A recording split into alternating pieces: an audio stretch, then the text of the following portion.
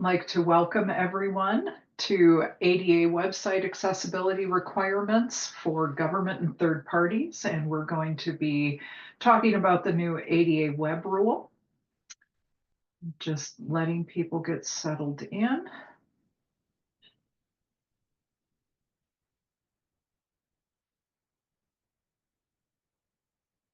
Advanced my slide. All right.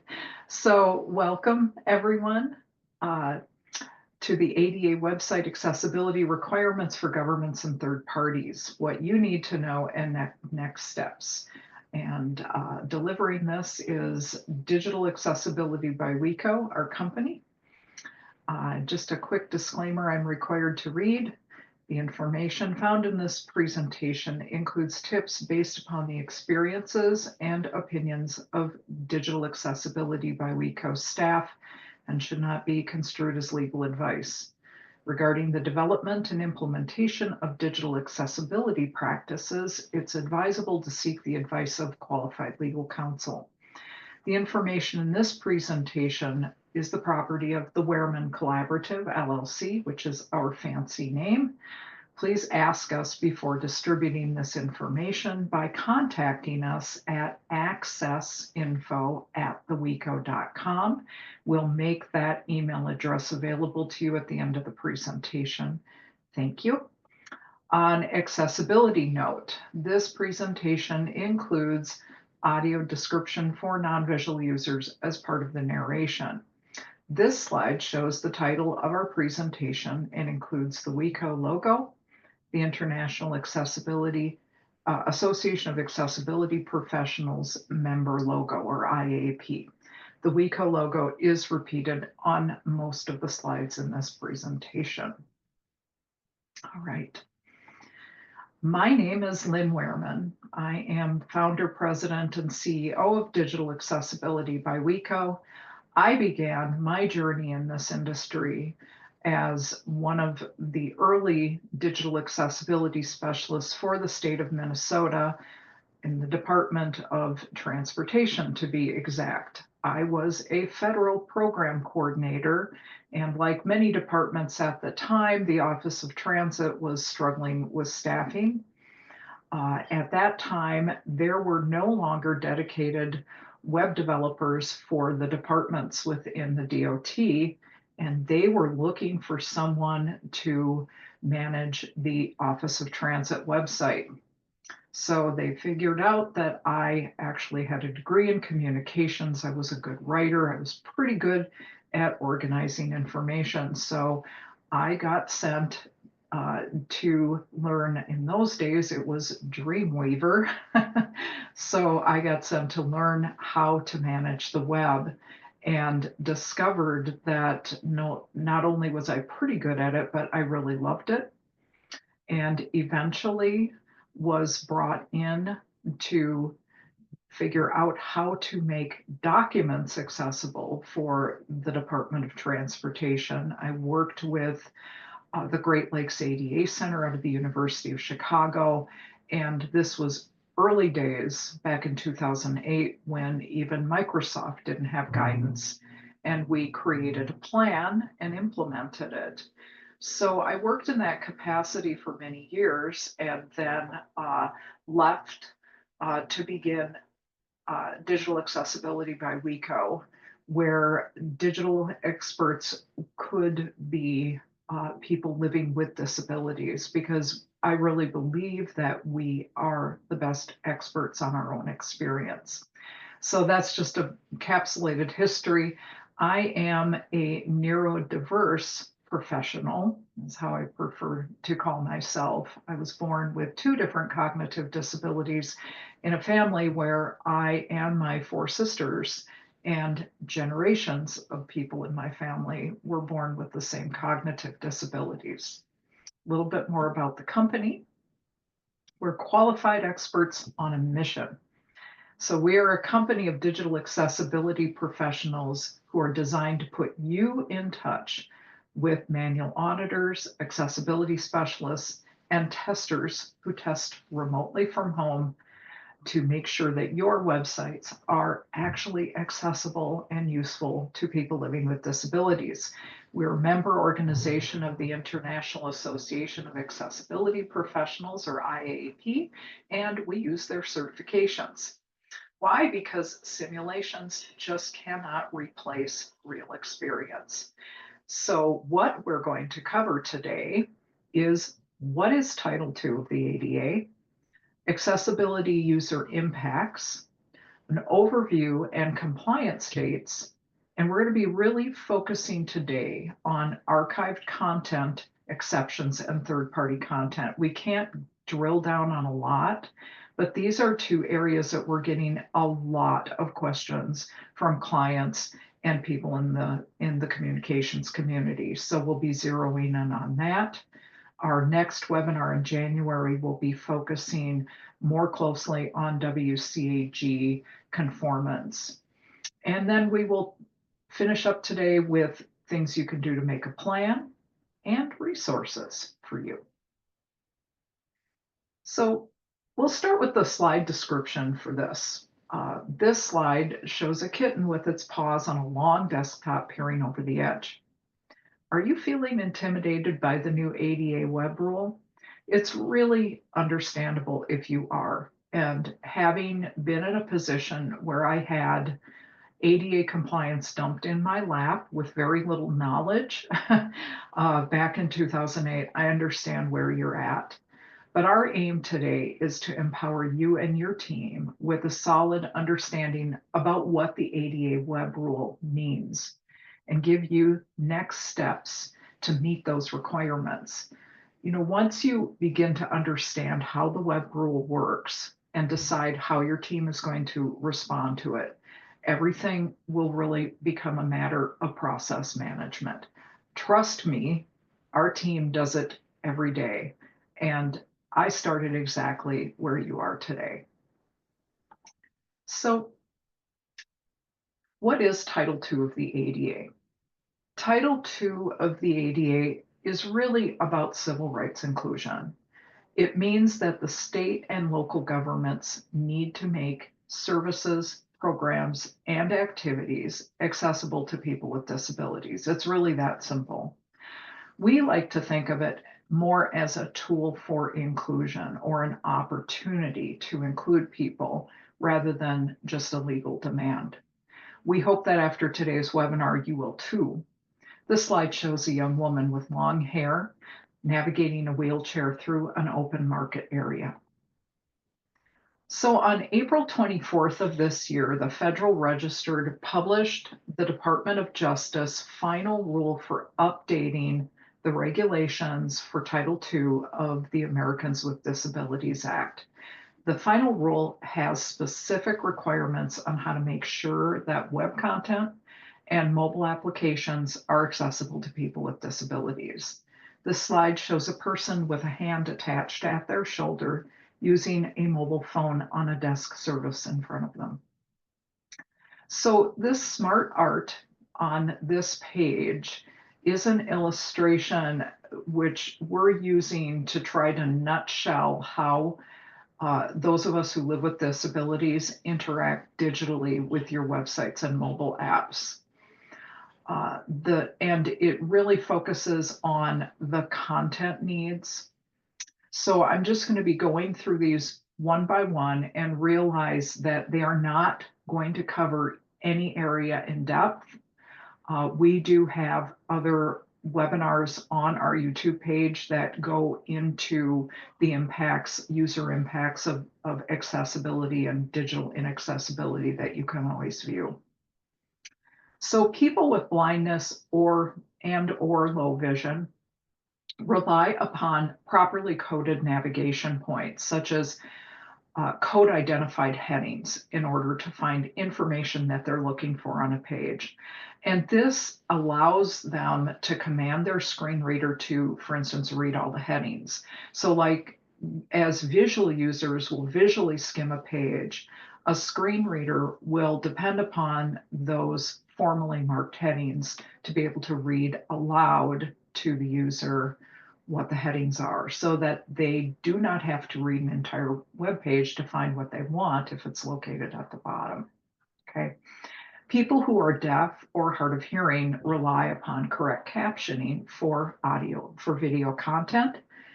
A transcript will also give them the option to read what's happening in video, and sign language is really necessary for those of us for whom sign language is a first language. People with limited fine motor skills need things like search boxes and easy to select links or drop down boxes and forms to be able to navigate your website and mobile apps without undue physical strain and frustration.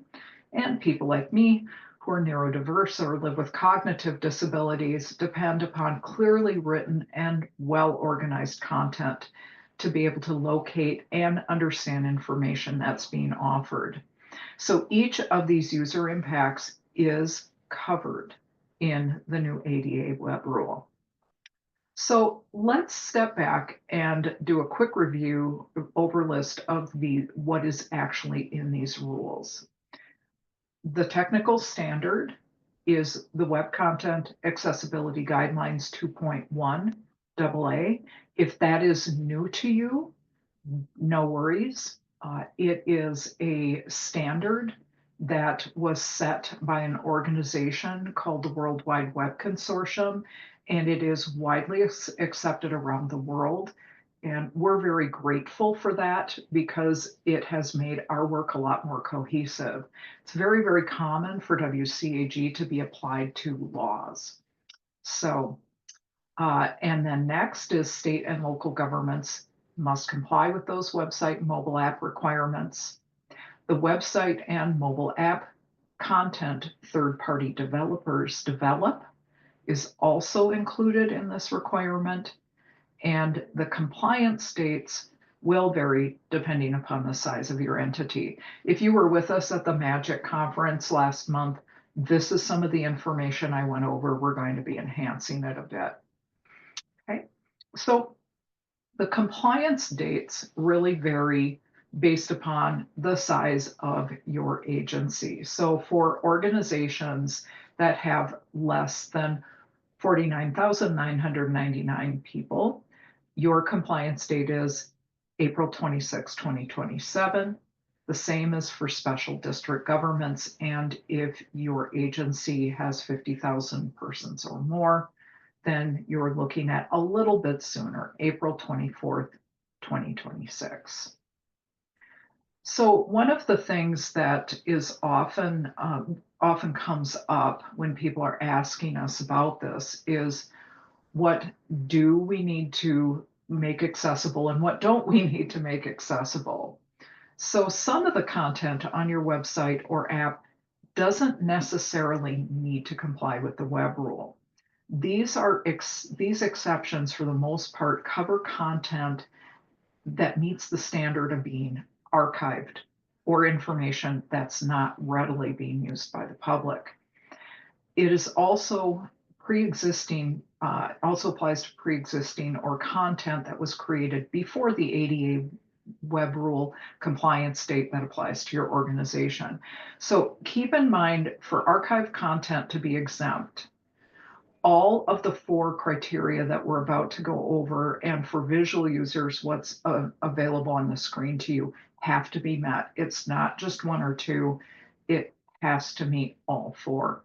So first, the content had to be created before the date your government must comply by the rule. So that would either be April of 2026 or 27. Second, the content needs to be of the nature that it's kept for reference, research, or record keeping. And the content is kept in a special area for archived content.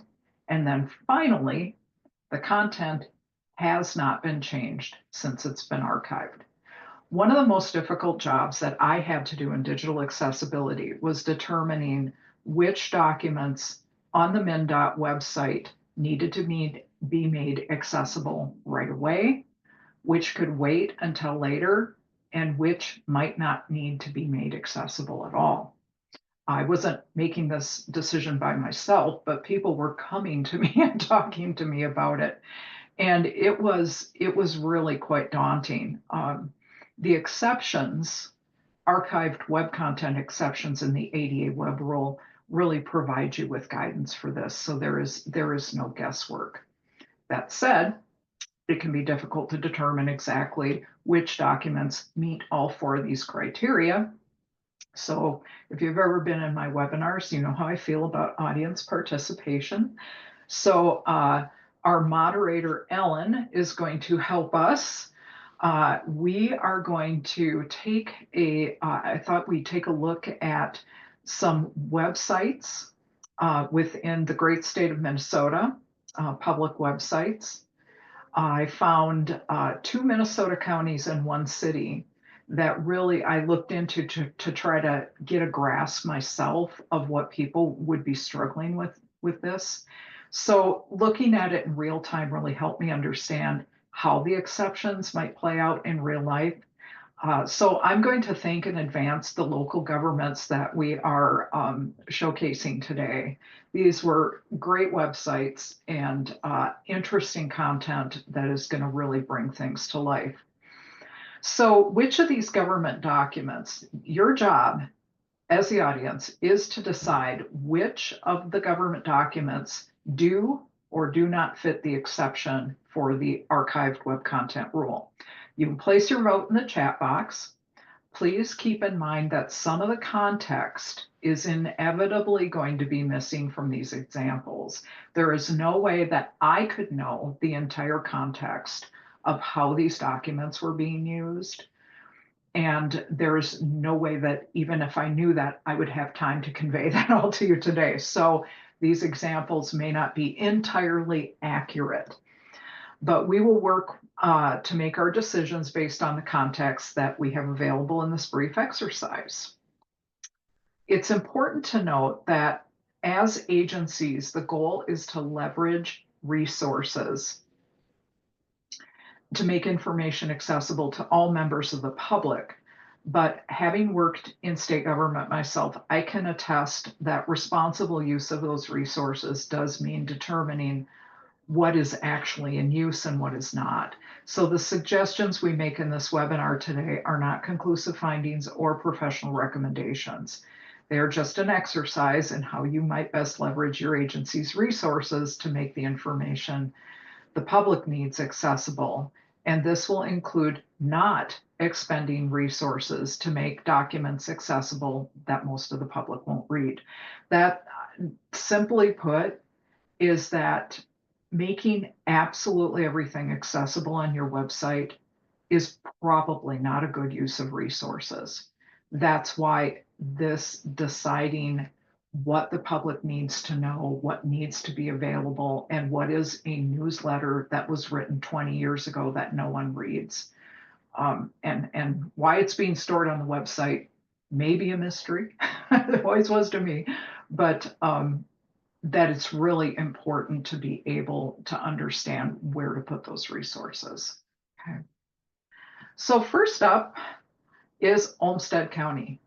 We have a building permit summary report dated January 2022. What's being shown is a hyperlink to a PDF of the report. It's contained on a page titled Building Permit Reports with a series of accordion buttons titled Building Reports and corresponding years, 2022, 23, 24, etc. If you were Olmsted County, would we need to make the January 2022 building permit summary report accessible under the new, oh, I'm sorry. My presentation just got turned off. Was the recording not going, Ellen?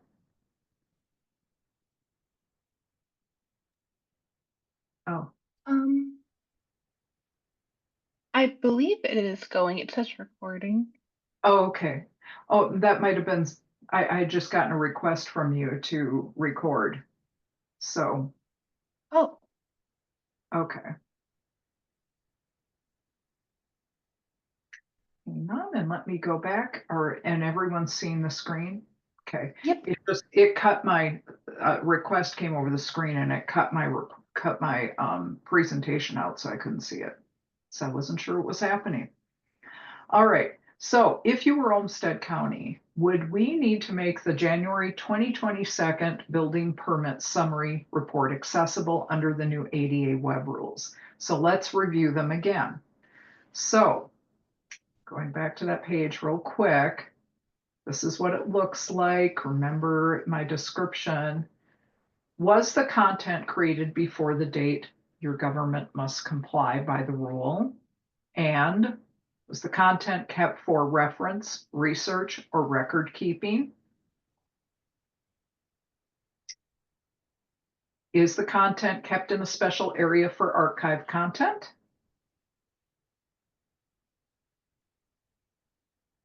And has the content been changed or not? So Ellen, do we have any votes from the audience on, is this something that we could classify as an archived web content exception? Yep, from Rosie, Deb, and Michelle all said no, and Cara said archive content. And Amanda also added, I would say archived content. So based upon how I saw this, I did say that yes, it qualifies as archived content, and I'll tell you why. Well, because the report was created in January 2022. It looks like this page is being used for reference research. Now, there again, we're guessing at some of this because it's on a building reports page and it is in a special archive page for building reports. And as far as we know, the content has not changed. Oh, So, oh, sorry. Just to clarify, Michelle added no from original question meant it didn't need to be made accessible. ah, all right. Okay. So if that was your response, that was what I came to as well. All right, let's take a look at the next one. All right. Um, let's take a look at the city of Detroit Lakes. This one I thought was interesting. This one and the next one were super interesting. Okay, I love this stuff.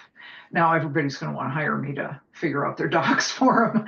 Okay, positioned on their homepage is their 2023 Consumer Confidence Report.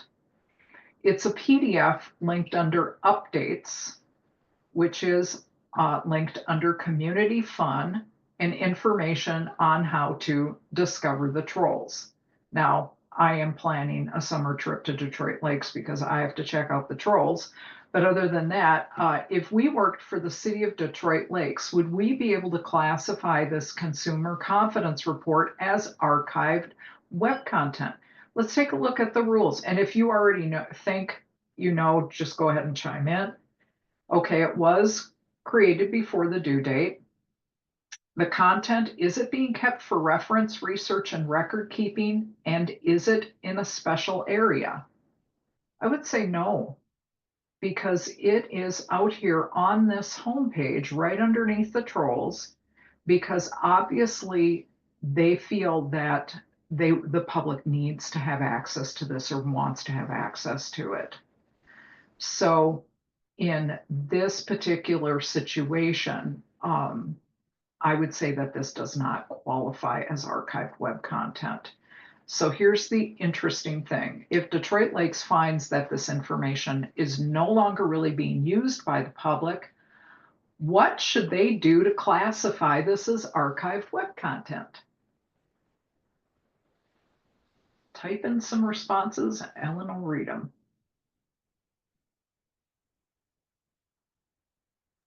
So if this is you and you're going, okay, no one's really reading this. Um, we have a response from Rosie that said I would not classify that as an exception as it is under updates. Deborah said I would think it should be accessible even though it's 2023 created for people to still access it. Correct? Um, from N. Wagner, it says they said move to archive page, Yep. and from Choppy, they said since it's under updates, it wouldn't likely be archived and could potentially change slash be updated. And Rosie said they can put it under an archive category if it even still needs to be on the site. Right. Yep. So that's how that would do. And that those are decisions you'll need to make. And those were the things that we talked about when I was at MnDOT. What is this doing on a main page? I remember we also struggled with things like we had a lot of handwritten historic documents that some that were required to be available to the public. And those were very early days of accessibility, so we were really struggling with that. But that's a little bit of the complexity of the decisions that you're going to need to make. So let's look at one more, and this one I think is the most interesting. So our final example is a 2022 social service block grant annual report that's posted on the Candy-Ojai County website. I used to fish in Candy-Ojai County, so that's why I chose this one. This one's a bit more tricky than appears on the surface. First, we know that the content was created prior to the compliance date. So this one shows there is a list of PDFs on the bottom of the screen, and then above it is basically a screenshot of the actual report, and there's a reason why I did that. But these are all located in a page called the Document Center. All right. It may be used for reference or research because it's located in this Document Center. And it may also be considered an area for archived content. So, what do you notice about the screenshot at the bottom of the slide of the list of documents that may lead you to draw a different conclusion about the document center functioning as an area for archived content? I'm sorry, that's really long. Just take a close look at those PDFs. And it'd be easy to go, okay, document center, archive content. But what kind of shoots a hole in that theory?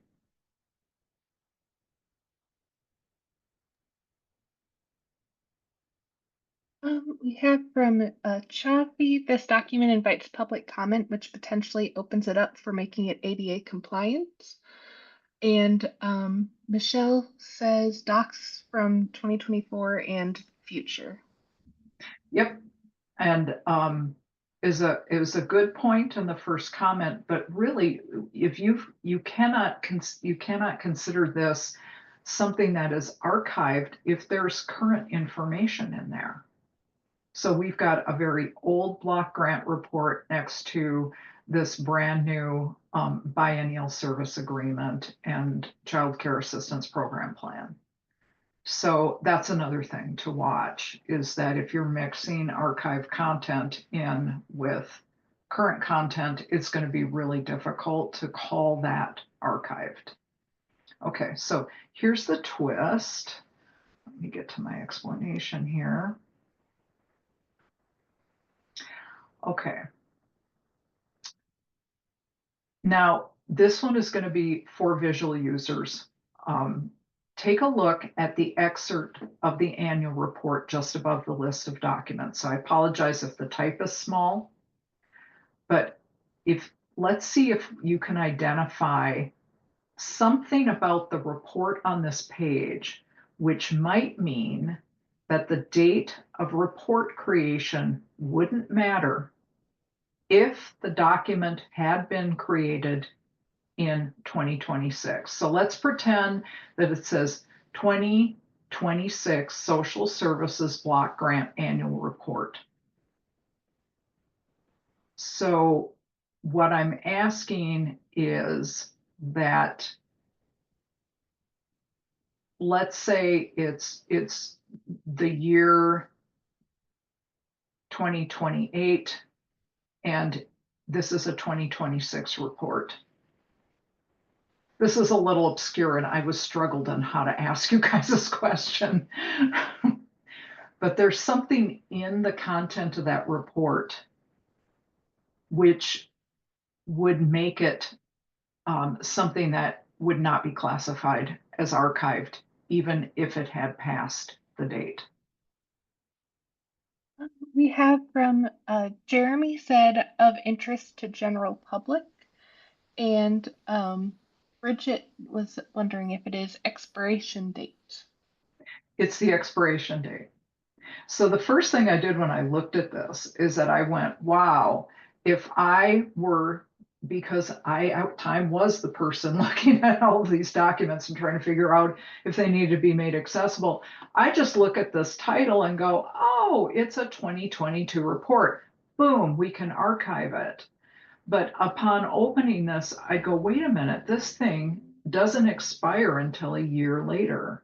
So it's just a point to realize is that you're going to have to assign somebody to carefully look at documents to determine not just when they were created, but how long they are going to be considered functional or in force. So, yep, just stumbled on that one. All right, I'm going to keep moving on to the content. Other exceptions, pre-existing conventional electronic documents. Okay, so these are not, don't fall under the archived definition, but if they were pre-existing to the date of compliance, that includes word processing, presentation, PDFs or spreadsheets, anything that was available on your entity's website or mobile app before compliance. Next is content posted by a third party. And this is content that is posted on your website or your app by people that you do not employ or control.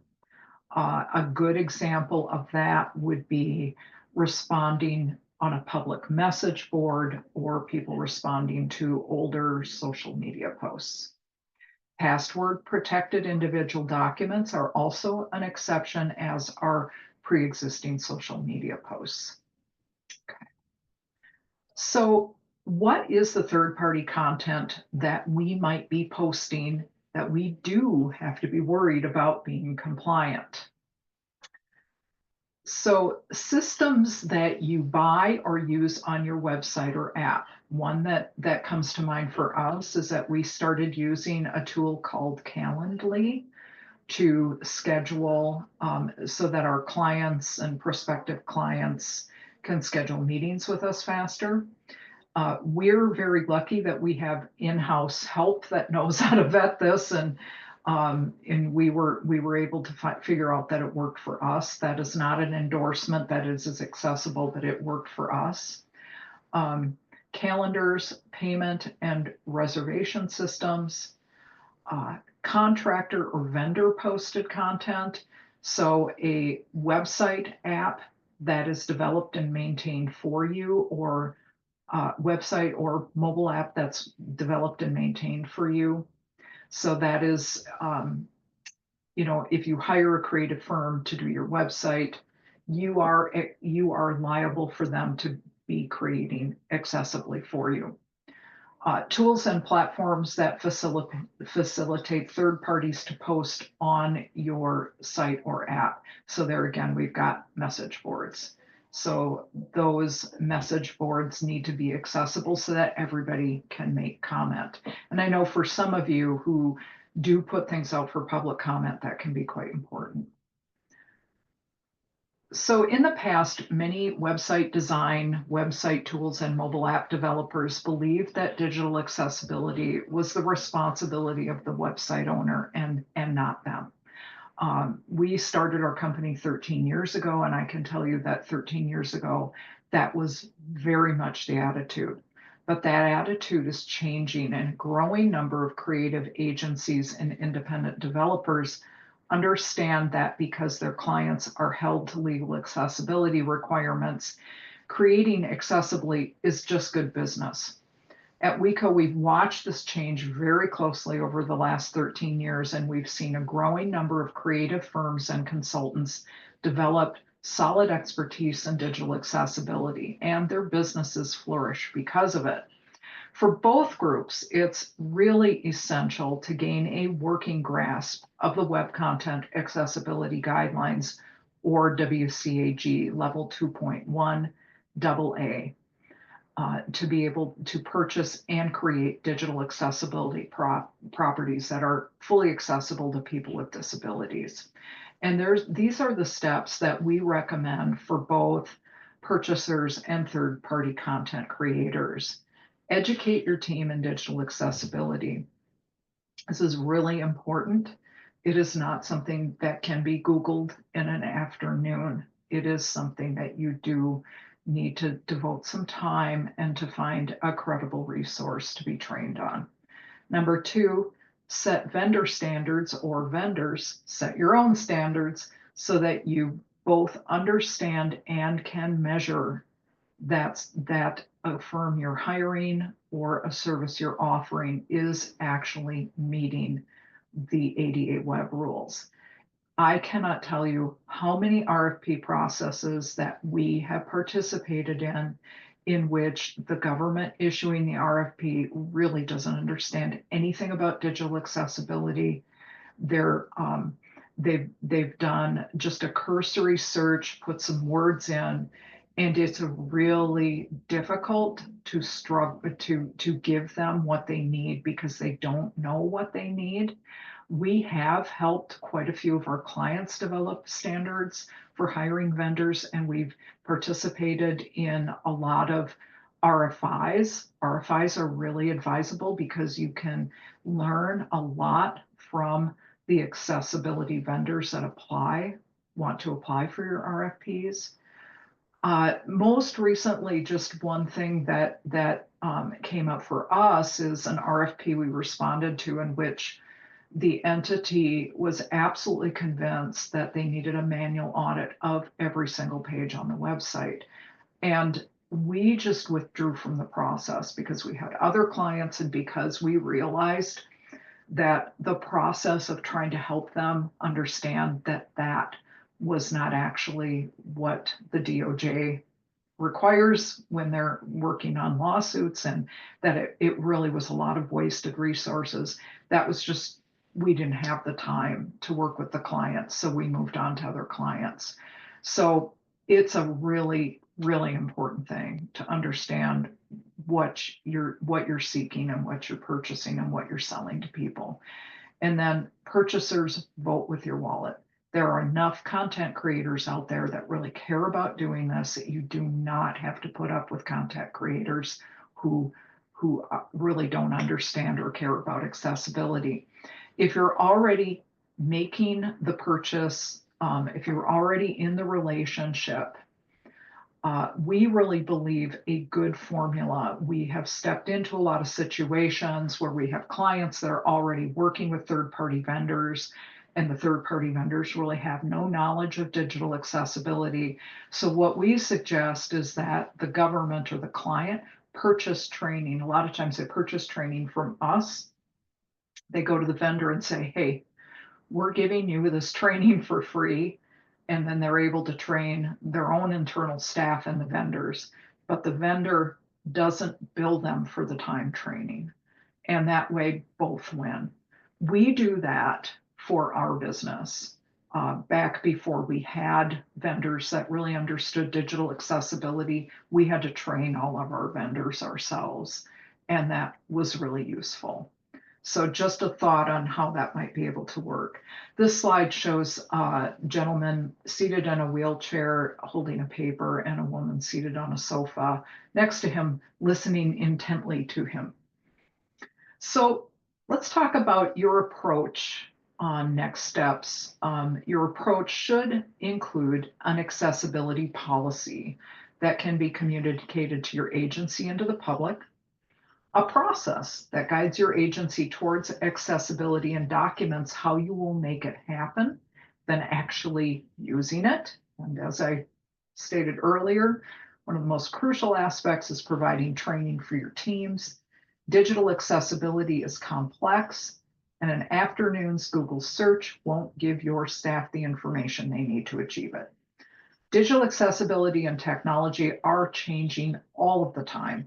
Once your team is trained, keeping them trained and growing the knowledge base of accessibility in your organization will make the efforts easier and more sustainable over time. And that is why earlier in the year, we launched for our clients an online learning platform called WeCo Learning. It's really inexpensive. It begins at $4.99, all access subscription per year. And we do have discounts for teams of 20 and larger. So to get started, there are two primary ways that you can reach conformance to WCAG. The first is that you have to assess where is the website or mobile app right now. And the Department of Justice requires for website accessibility lawsuits that manual audits be conducted. Why are manual audits better than automation? Automation will catch about 30 to maybe 50% of the WCAG, but because the WCAG is largely content driven, a lot of it will be missed. That's why you need a human being to take a look at it. Perhaps someday that will change, but that's where we're at right now. So, and then you need an evaluation of the audit results and development of remedies by someone who understands how to put together remedies. And I think it's important to have somebody that is willing to really dig into your website and not just pull pre-written remedies from a list. In our company, we do manual audits extremely well. We've been doing them since 2016. Our method was developed with a law firm in Minneapolis, and we are really good at developing remedies that are custom to each website and ways that people can understand how to apply them. Also, including input by users with disabilities will really save you cost and time in the end because you're going right to the horse's mouth. So next, you're going to want to begin to build what we call institutional knowledge of digital accessibility by training your teams.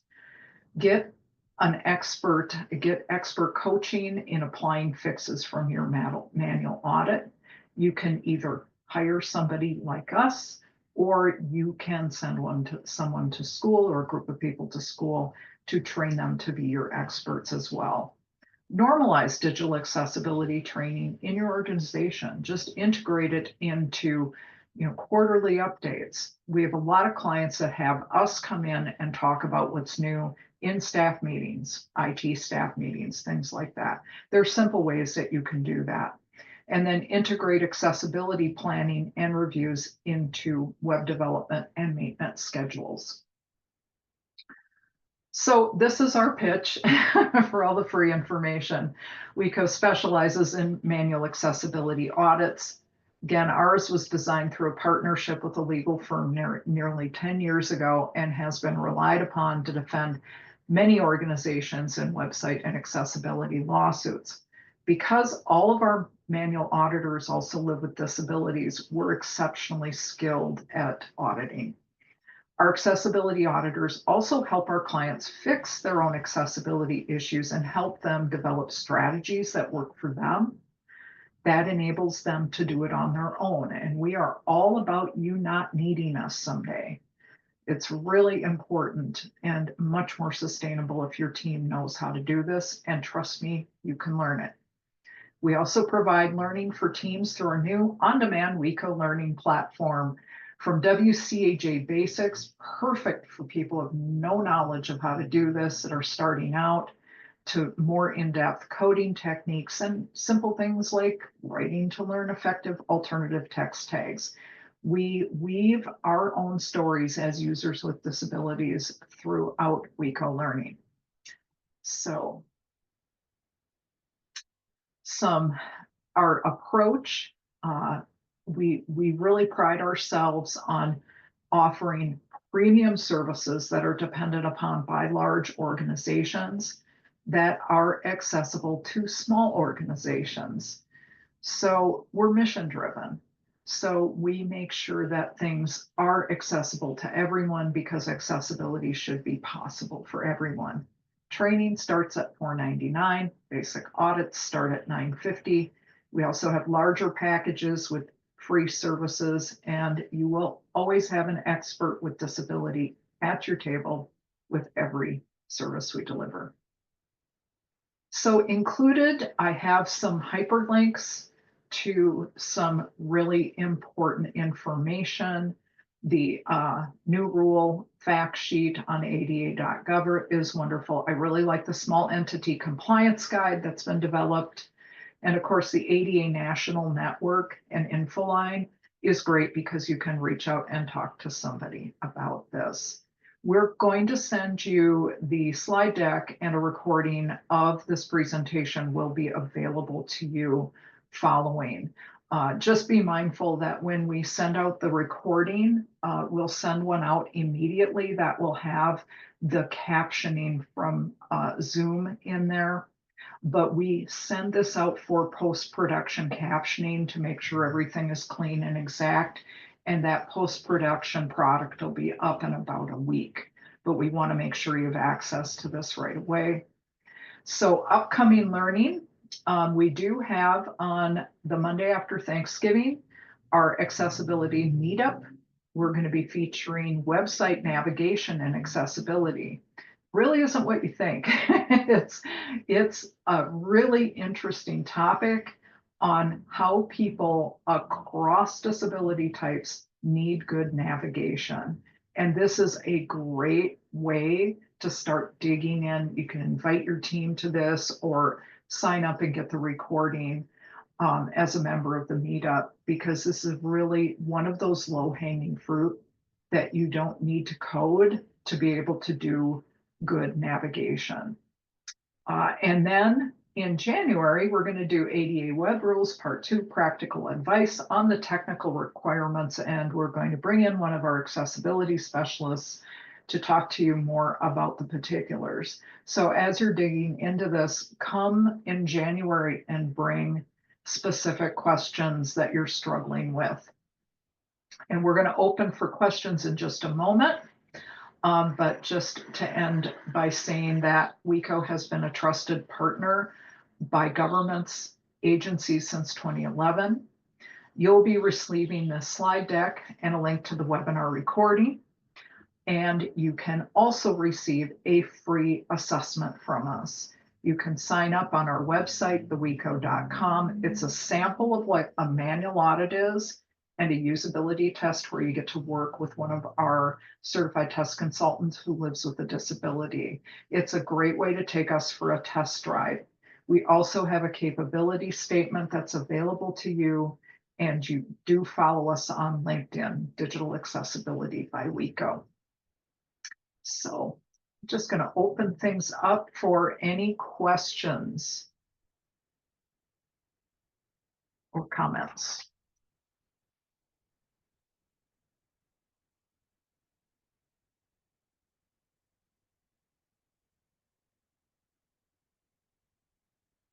Thank you for all the great audience participation. I thought that part was the funnest part of all.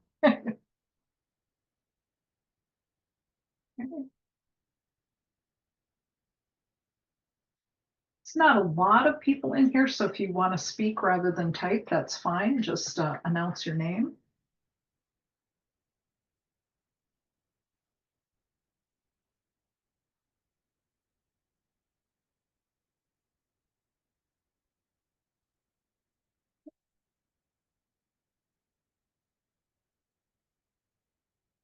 So was this information helpful? You can text that in if you want in the chat. Was there anything? Great, thanks, Deb, Amanda, Michelle. Is there anything you were hoping to gain from it that you didn't, that maybe I could touch on?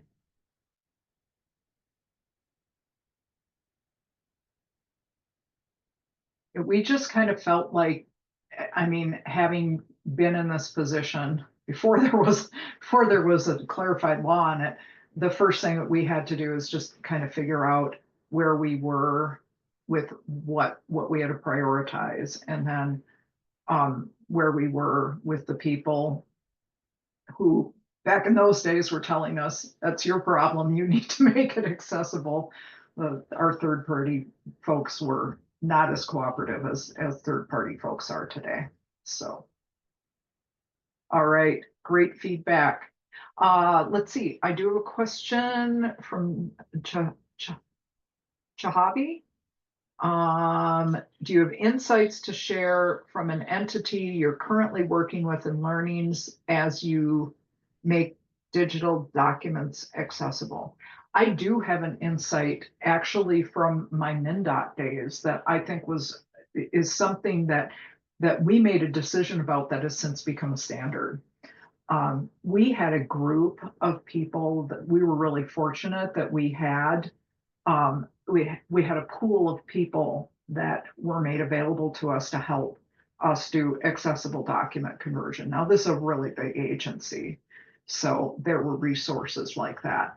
And so my job was to train these people, and then I was their go-to person. So a lot of people were running to my desk back and forth and trying to decide, how do we convert this? How do we convert that? Because that was back in the days when even Microsoft didn't have any understanding of how to make their own tools accessible. So it was a lot of work, and even with a big pool of people, it was pretty slow moving. And so we decided it would just be much easier to take a lot of these documents that needed to be out there and move them into HTML and just have a developer apply a cascading style sheet to them. And that was, I think, one of the most important choices that the agency did to move things forward. I'm not sure if they've stuck with it since. I've been gone a long time, but sometimes when you have lots and lots and lots of documents, and sometimes these things can be just big behemoths that have been structured by a consulting agency that's really concerned with making it look pretty, and then you get into it and you realize that there's no accessibility structure. And I worked on a report that once took me 2 months to make accessible.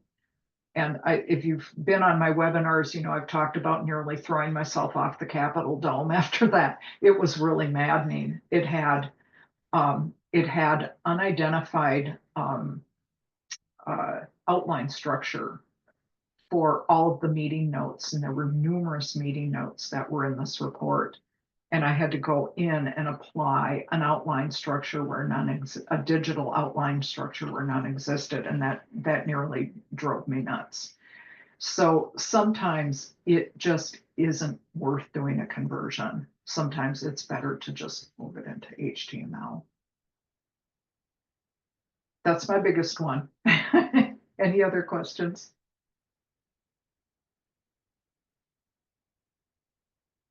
You're welcome. All right, come back and see me in January, folks. This was fun. I love doing these with you. And and reach out to us, get your free assessment. We promise we won't push you to buy anything. We just want to give you a sample. But thank you, everybody, and good luck. You can do it. Bye.